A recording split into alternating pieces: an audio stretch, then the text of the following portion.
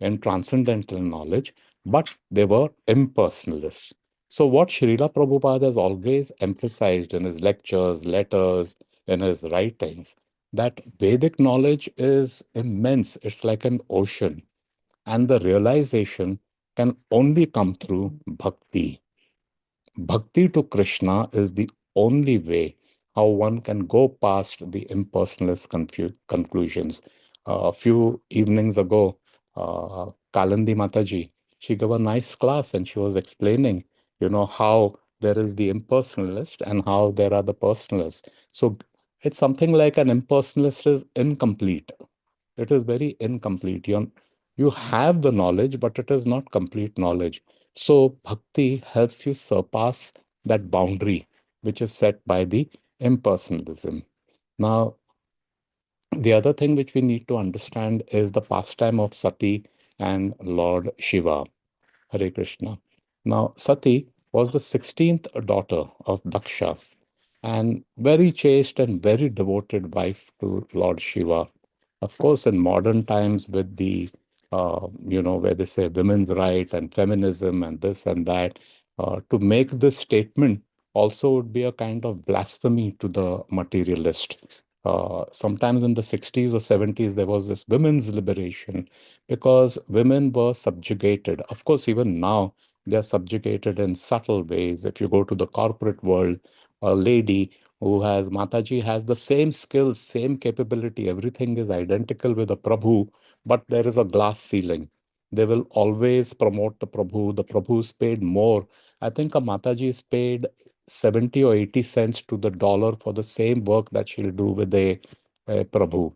So that kind of a discrimination is there. Of course, it's there because we all are conditioned, and exploitation and to be exploited is one of our natures. Albeit over here, when we say that a devoted wife, there is no exploitation in the bhakti paradigm. There's only cooperation.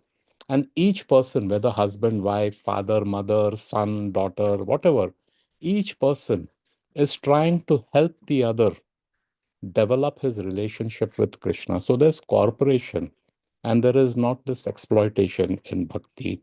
So what happened is that Daksha was always blaspheming Shiva. Shiva is an avdut. He is not connected with all these worldly affairs. Being a grasta, grastas have to maintain so many things, relation at family, work, society, this, that. But he was totally aloof, Shiva. He used to live in a crematorium. He didn't even have a house.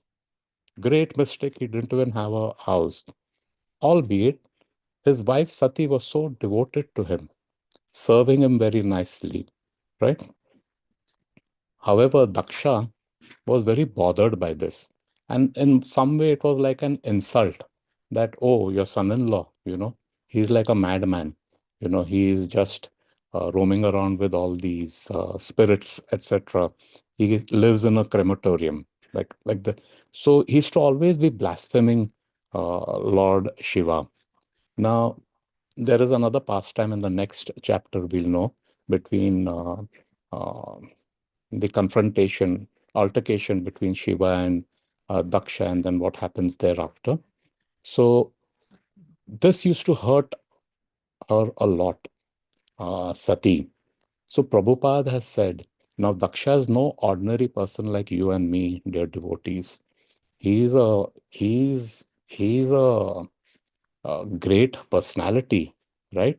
Uh, in spite of that thing about um, criticizing, ninda, trying to put somebody down, doesn't matter who you are, doesn't matter what elevated stage of consciousness or scholarly knowledge you have, that kind of a thing will destroy whatever pious credits you have. Hare Krishna. So what Prabhupada says through all this, if we culminate everything, what we can glean from this is that any knowledge, any knowledge, especially Vedic knowledge, must culminate into personal devotion to Krishna. Otherwise, it just remains either you'll go on the impersonalist path, incomplete, or, you'll come to the wrong conclusions like the um, theory of evolution. Then Vaishnava Aparadha, that's the most dangerous. It's like they say a mad elephant syndrome. When an elephant goes mad, it destroys everything in its way. It can't be controlled. It destroys everything. So imagine this Bhakti Lata, this little creeper of devotion we are trying to cultivate through all the tapasya, through all the penances, all the sacrifice, all whatever we've been doing.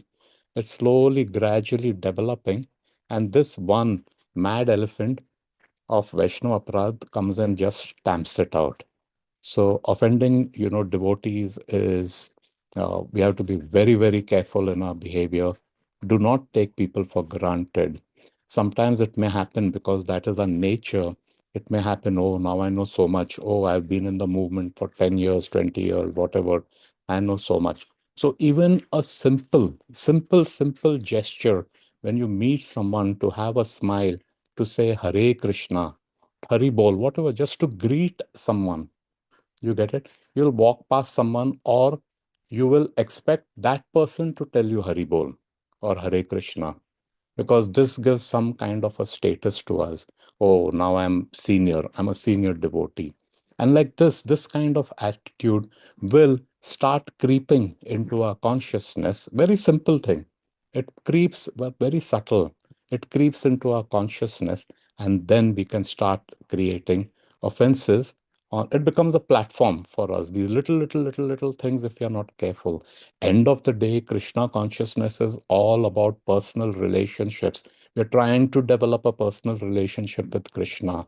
But while trying to develop a personal relationship with Krishna, we need to have personal relationships with each other, rather than once in a week, for a couple of hours, we meet each other in the temple, do kirtan, listen to katha, eat prasadam, and then we all go our own ways. Hare Krishna. There is this story. Long back we heard on the lecture. There was this Grahasti, and he used to attend all lectures of one sadhu who was spreading Krishna consciousness. And then he heard this, oh, detachment, you should be detached, detached, detached. So he became very austere. He tried to cut all the wants, trying to live only on his needs. Very austere life he started leading. Then one day, after doing this for some time, his wife passed away. So this Prabhu comes to his guru and tells the guru that, Gurudev, my wife died and I did not even shed a single tear. So detached, your instructions were detached. I'm just here to report to you that even my wife died of so many years, my companion, she died. I did not shed a single tear. So the guru looked at him and told him, your wife died, you did not cry. Please go marry your wife and learn how to love her. If you do not know how to love your own, how would you be able to love Krishna? So, when we talk about detachment, the moral of this is that when we talk about detachment, detachment has to be replaced by positive attachment. Detachment cannot be done in isolation. You have to detach from all these material desires, but those same desires have to be dovetailed to service of Krishna. That attachment to Krishna and Krishnas, which mean the devotees. So, my Gurudev says that if you hate somebody, you are hating some aspect of Krishna, because that person, especially devotees, why devotees? Anybody, the person you hate the most is also part and parcel of Krishna. So if you hate somebody, you criticize somebody, you are actually hating and criticizing some part of Krishna. And how can you love somebody when you hate something of theirs? Hare Krishna. So this is the thing about Ninda, that we need to be very, very careful. Then, of course, Satyamata gave up her body.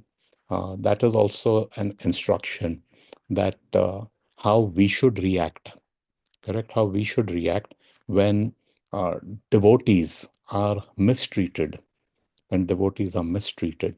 So there is an etiquette of what you need to follow when devotees are insulted.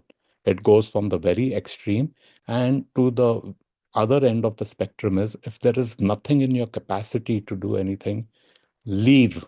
Leave that assembly, leave that room, leave that assembly. So this is how it should bother us when a devotee is insulted. So, dear devotees, this is what I have prepared for. Apologies again for starting a little late. I'm running behind schedule. We have about 5 minutes for any discussions.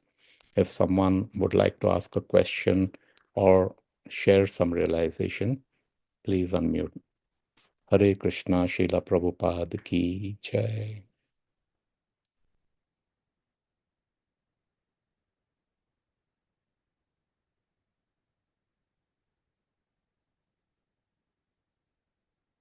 Over to you, Madhupati Prabhu. Okay. Hare Krishna. Thank you very much, Anutantu. We'd like to wish everybody a safe and Krishna conscious day ahead. And we'd like to offer our prayers to the Supreme Lord by chanting Hare Krishna, Krishna Krishna, Hare Hare. Hare Hare. Hare Rama, Hare Hare Rama, Rama, Hare Rama Rama, Rama, Rama Hare Rama, Hare. Hare Hare. Hare Krishna, Hare Krishna, Hare Krishna Krishna, Krishna, Hare Krishna Hare. Krishna, Hare Hare. Hare Hare Rama, Rama, Hare Rama Rama, Rama Rama, Hare Rama, Hare. Hare Hare. Hare Krishna, Hare Krishna, Hare Krishna Krishna, Krishna, Hare Krishna Hare. Krishna, Hare Hare. Hare Hare Rama, Rama, Hare Rama Rama, Rama Rama, Hare Rama, Hare. Hare Hare. Shri Nrsinga, Jai Nrsinga, Jai Jai Nrsinga, Praladesha, Jaya Padma, Mukha Padma Pingam, Ugravira Mahavishnu, Ugraveera Bhagavatam Mahavishnu, Sarvata Mukam, Narsingam Bhishana Bhadram, Bhadram, Mrityu Namamiham. Namami. Nrsinga Bhagwan Ki ki Jai, Jai, Prahlad Maharaj Ki ki Jai. Jai. Let's offer our humble obeisances to all the small Vaishnavas.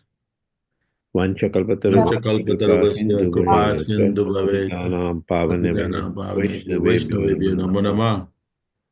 ग्रंथराज Shrimad Bhagavatam की Ki जय Jai, Prabhupada की Ki जय Jai. और प्रेमानंदे Hari Hari Hari Hari Hari Bol. बोल। Thank you everybody. Hari Bol. Hare Krishna.